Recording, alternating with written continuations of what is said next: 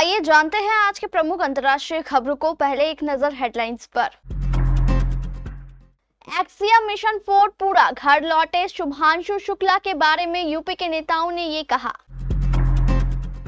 बालासोर छात्रा आत्मदाह पर यूजीसी सख्त जांच के लिए गठित की गई 4 सदस्यीय तथ्यान्वेषी समिति।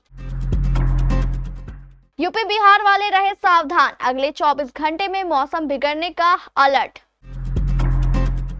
बीबीसी से बोले ट्रंप, पुतिन से निराश जरूर हूं लेकिन रिश्ते खत्म नहीं हुए। इजरायली पीएम ने कहा था ईरान को लंबी दूरी की मिसाइलें नहीं बनानी चाहिए। गाजा को कंसंट्रेशन कैंप बनाकर छोड़ेंगे, नेतन्याहू के किस प्लान पर भड़के इजराइल के पूर्व प्रधानमंत्री। स्वेदा में हिंसक झड़पों के बाद सीरिया ने किया युद्ध विराम का ऐलान। सोने चांदी की कीमत में आई गिरावट, जाने आज कितना सस्ता हुआ सोना। पंचायत फेम आसिफ खान को आया हार्ट अटैक। और क्रिकेट के ओलंपिक शेड्यूल का ऐलान, जाने कब होगा शुरू। उत्तर प्रदेश के राजनेताओं ने मंगलवार को भारतीय अंतरिक्ष यात्री शुभांशु शुक्ला को एक्सियम 4 मिशन पूरा करने के बाद पृथ्वी पर उनकी सफल वापसी पर बधाई दी। उन्होंने इसे देश के लिए गौरव का क्षण और युवाओं के लिए प्रेरणा बताया। प्रदेश के मुख्यमंत्री योगी आदित्यनाथ ने बधाई देते हुए शुभांशु शुक्ला की उपलब्धि को विज्ञान के प्रति साहस, समर्पण और प्रतिबद्धता का एक शानदार प्रतीक बताया। मुख्यमंत्री ने एक्स पर एक पोस्ट में कहा कि पृथ्वी पर आपका स्वागत है। ऐतिहासिक एक्सियम मिशन 4 के सफल समापन पर ग्रुप कैप्टन शुभांशु शुक्ला और उनकी टीम को हार्दिक बधाई। उन्होंने आगे कहा कि आज हर भारतीय, खासकर यूपी के लोग गौरवान्वित हैं। भारत आपकी वापसी का बड़े उत्साह से इंतजार कर रहा है। वहीं उप मुख्यमंत्री केशव प्रसाद मौर्य ने भी शुक्ला की वापसी को शुभांशु की शुभ घर वापसी बताया।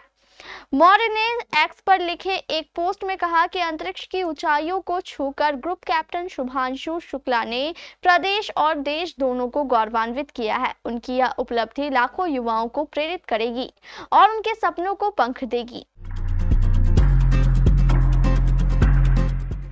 ओडिशा के बालासोर में कॉलेज परिसर में एक छात्रा द्वारा आत्मदाह की दुखद घटना के बाद विश्वविद्यालय अनुदान आयोग यानी यूजीसी ने 4 सदस्यीय तथ्यान्वेषी समिति का गठन किया है, जो मामले की पूरी जांच करेगी। फकीर मोहन कॉलेज बालासोर की 20 वर्षीय बीएड द्वितीय वर्ष की छात्रा ने शिक्षा विभाग की प्रमुख समीरा कुमार साहू पर यौन उत्पीड़न का आरोप लगाया था।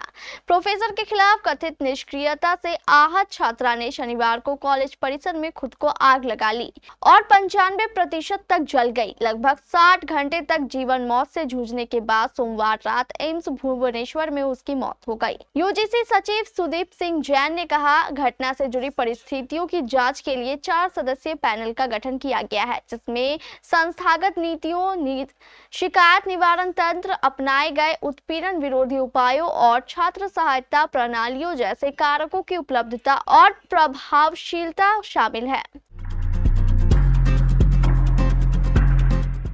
पूरे देश में मानसून की रफ्तार तेज हो गई है। बीते 24 घंटों से देश के कई इलाकों में रुक रुक कर बारिश जारी है। वहीं कई राज्यों में नदियों का जलस्तर भी बढ़ गया है। मौसम विभाग ने फिर से 16 जुलाई के लिए भी अलर्ट जारी कर दिया। यूपी, बिहार, राजस्थान, मध्य प्रदेश, हिमाचल प्रदेश से लेकर उत्तराखंड तक बारिश का रौद्र रूप देखने को मिलेगा। इस दौरान वज्रपात और आकाशीय बिजली गिरने की भी संभावना है। उत्तर प्रदेश में अगले 24 घंटे में मुजफ्फरनगर, मुरादाबाद, पीलीभीत, बिजनौर, रायबरेली, रामपुर, खेरी, सीतापुर, हरदोई, सिद्धार्थनगर, लखनऊ, सीतापुर, गोंडा, बाराबांकी इलाकों में बारिश होने की संभावना है। लोगों को इस दौरान सावधान रहने की सलाह भी दी गई है। बिहार में अगले 24 घंटों में कैमूर, रोहतास, भोजपुर, बक्सर, औरंगाबाद और अरवल में भारी बारिश की संभावना जताई गई है। इस दौरान तेज हवा और आकाशीय बिजली गिरने की संभावना है। लोगों को खुले में जाने से बचने की सलाह दी गई है। इसके अलावा पूर्वी चंपारण, पश्चिमी चंपारण, सिवान, गोपालगंज, सारण, पटना, नालंदा, नवादा और जमुई में हल्की से मध्यम बारिश की संभावना जताई गई है। अमेरिकी राष्ट्रपति डोनाल्ड ट्रंप ने बीबीसी से एक एक्सक्लूसिव फोन कॉल में कहा कि वह रूसी राष्ट्रपति व्लादिमीर पुतिन से निराश जरूर हैं, लेकिन उनके रिश्ते खत्म नहीं हुए। जब उनसे पूछा गया कि क्या वह रूसी राष्ट्रपति पर भरोसा करते हैं, तो ट्रंप ने जवाब दिया, मैं पूरी तरह से किसी पर भरोसा नहीं करता। यह बातचीत ऐसे समय में हुई है जब ट्रंप ने यूक्रेन को हथियार देने की योजना का ऐलान किया है और चेतावनी दी है कि अगर 50 दिनों में युद्ध विराम नहीं हुआ तो रूस पर भारी टैक्स लगाए जाएंगे। विस्तार से की गई इस बातचीत में ट्रंप ने नेटो के प्रति अपना समर्थन भी दोहराया, जबकि पहले उन्होंने इसे बेकार कहकर खारिज कर दिया था। ट्रंप ने यह भी कहा कि वह संगठन की सामूहिक रक्षा नीति का समर्थन करते हैं। ईरान के विदेशी मंत्री अब्बास अरागची ने इजरायली प्रधानमंत्री का मजाक बनाया है। उन्होंने नेतन्याहू के बयान पर प्रतिक्रिया देते हुए पूछा कि नेतन्याहू किस चीज का नशा कर रहे हैं। दरअसल नेतन्याहू ने हाल में कहा था कि ईरान को 480 किलोमीटर से ज्यादा रेंज वाली मिसाइलें नहीं बनानी चाहिए। इसे लेकर अरागची ने सोशल मीडिया प्लेटफॉर्म एक्स पर नेतन्याहू की आलोचना की और गाजा युद्ध विराम से लेकर ईरान के परमाणु कार्यक्रम तक इजरायल की नीतियों को विफल बताया। अरागची ने नेतन्याहू के पुराने बयानों को याद दिलाते हुए लिखा, नेतन्याहू ने करीब 2 साल पहले गाजा में जीत का दावा किया था, लेकिन नतीजा क्या निकला? युद्ध अपराधों के लिए गिरफ्तारी का वारंट और 2 लाख नए हमास लड़ाके। ईरानी विदेश मंत्री ने कहा कि इजराइल ने भले ही जंग में ईरान के परमाणु वैज्ञानिकों को निशाना मारा है, लेकिन उनकी 100 काबिल लोग तैयार हैं।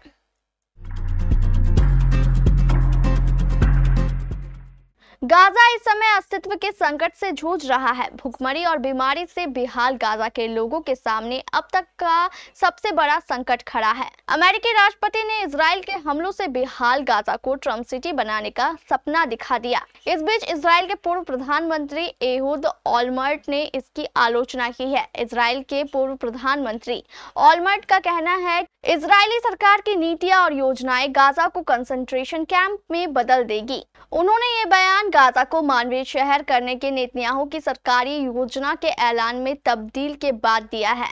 उन्होंने नेतन्याहू सरकार की इस योजना को जातीय नरसंहार बताया है। इजराइल गाजा में फिलिस्तीनी आबादी को एक सीमित क्षेत्र में केंद्रित करके उनकी जनसंख्याकीय और सांस्कृतिक पहचान को कमजोर करने की कोशिश कर सकता है।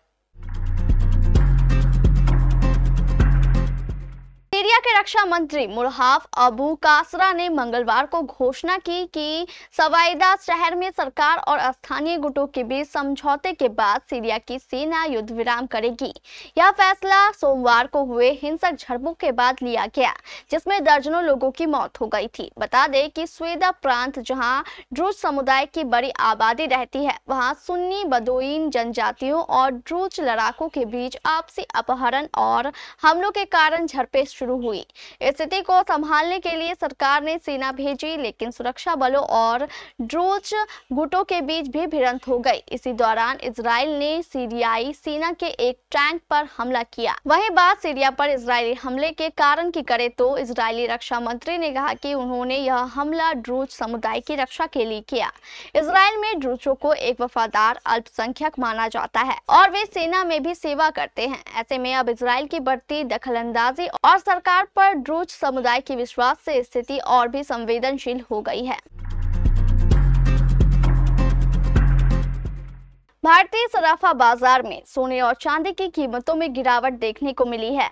India Boolean and jewellers association के मुताबिक आज यानी 15 जुलाई 2025 को 999% शुद्धता वाला 24 कैरेट का सोना 97,000 प्रति 10 ग्राम के पार है। इसी तरह शुद्धता के आधार पर सोना और चांदी की कीमतों में कमी देखी गई है।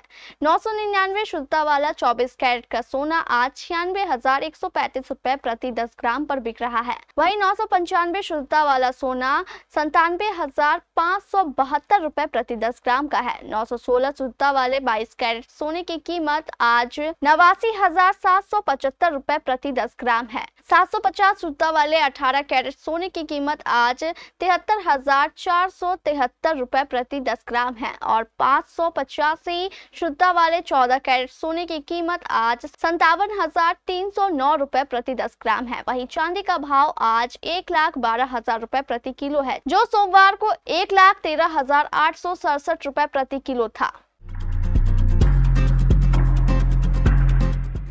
पंचायत फेम एक्टर आसिफ खान को हार्ट अटैक आया है, जिसके बाद उन्हें अस्पताल में एडमिट कराना पड़ा। एक्टर 2 दिन से अस्पताल में है, जिसकी जानकारी खुद उन्होंने सोशल मीडिया के जरिए दी है। आसिफ खान ने अपना हेल्थ अपडेट भी फैंस के साथ शेयर किया है।